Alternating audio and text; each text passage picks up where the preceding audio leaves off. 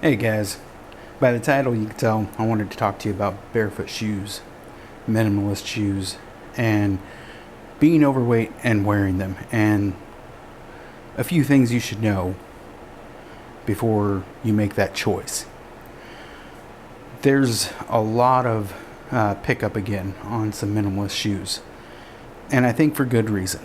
There's more brands coming out, cheaper brands, and I wanted to kind of cut through or at least highlight some of the things that don't exactly mean the same for a normal weight person transitioning to a minimalist shoe. Before I get into all that, I do want to explain there are benefits to that. So don't think this video is against wearing barefoot shoes. I have off and on for many years. I first got into Vibrams when they first started hitting big. I can't remember how long it was ago. And I wore them quite a bit. And when I did start wearing them, I was very heavy. I was trying to lose weight, and I bought into the bandwagon that you'll get stronger feet and it'll heal all kinds of things. And the reason they say that, and we're going to touch a little bit more on that later, is because, especially with the Vibrams here, I want to show these, but just because they're the most extreme as far as minimalist shoes go that I can think of for going barefoot. So with a barefoot shoe, since I have softballs here, you can see that it kind of just, well, if I could stay focused, you can see that it just kind of flexes over it. And your toes can kind of flex over things, which is cool and all. But is that what you need to do when you're overweight? I agree that you can feel more stretching. You can feel, a lot more with a barefoot shoe. Is it the most awesome thing in the world? Well, I tell you, when I weigh 400 pounds, breaking into wearing a minimalist shoe, no, it is not great. And that's one of the things that I want to bring up, is a lot of people say that, you need to transition into them. And we're getting a lot better educated. I'll tell you, it probably took me a full 6 months to actually get to where I could wear barefoot or minimalist shoes all day. And the reason is when you're overweight, it's usually because you are not active and you're not eating well. And, well, we know why we get overweight. Well, our feet become undertrained like the rest of our body. The problem is our feet don't have all the strength required to wear those to start with for very long. Our feet haven't moved generally, one, very much. Two, we usually have big, thick, padded shoes on to try to disperse that weight. And if you're like me and a lot of other people, we roll those shoes out. We just roll them out. And I'll tell you, if that's you, there is hope. Haven't 100% fixed mine, but I'm really close. So there is hope and ways to actually fix that. I'm not saying here that it's barefoot shoes, but it does help. So it will take a very long time to get used to it. Another thing with barefoot shoes as an overweight person that creates challenges is getting them on and off. If you get a big old belly and you're trying to wiggle these little toes in these here, sometimes it takes a little while. It can be frustrating, and you can realize you need to lose weight even more.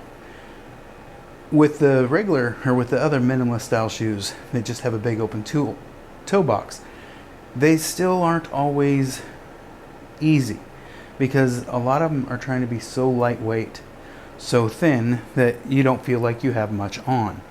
Well, in doing so with that style, it's a struggle, or can be a struggle, to get those on as well. Another thing to be aware of is some of these shoes are so thin, for an overweight person, it's about like wearing a thick pair of socks. And a sharp rock on a thick pair of socks hurts really bad. So that's another thing to be aware of on these, is that is going to hurt. So as an overweight person, I don't necessarily suggest getting a pair of 5-finger ones yet, because your endurance, your time actually getting that foot strong to get that flexibility and will take a little bit to build up, or at least it did for me. Now, I could be wrong. You may take to them real well, especially if you walk around barefoot all the time, or in flip-flops or something like that. This may be second nature to you. I know for my wife, she picked it up a lot easier and she likes them, but she's also lighter. But she also can't stand on concrete all day in minimalist shoes either, but she can wear flip-flops and stuff, just to give you an idea. So they can hurt your feet a little bit. You know, it takes one to build the strength up, but this will hurt your heels. This will actually, you know, waken up your tendons and stuff, and a lot of times be stretching them, or possibly, you know, cause some injuries. So it's really good to just take your time if you're transitioning from a thicker shoe or something. Is one, I have a pair of boots that I wear now that I really like, and if you'd like to see a review of those, they're more of a very wide toe box and a flat boot, and they look kind of neat. I like them. They're kind of neat. So if anybody wants to see kind of a review on those, see those boots and stuff, let me know in the comments, and I'll put up a video of those, because they're pretty interesting. I kind of like them. But back to feeling things through, that's what I'm getting at, is a boot like that, or a tennis shoe, because there's a ton of companies now. There's a lot to pick from.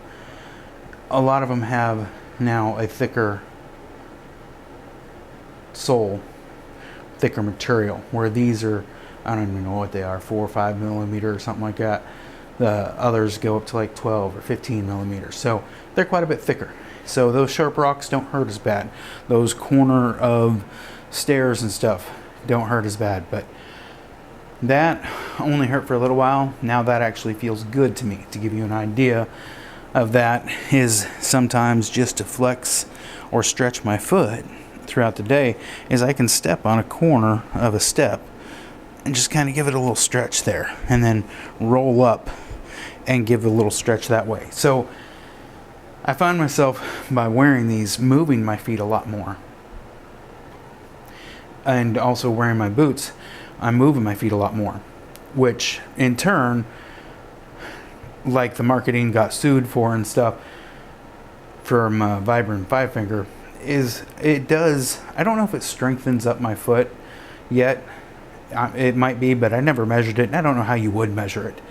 But I do know it gives me more flexibility, more movement, and that I want to move, and that I want to wiggle my toes and spread my toes out and kind of stretch. So I'm doing that more through the day, even when I'm driving a little bit now, because I have the freedom to do so.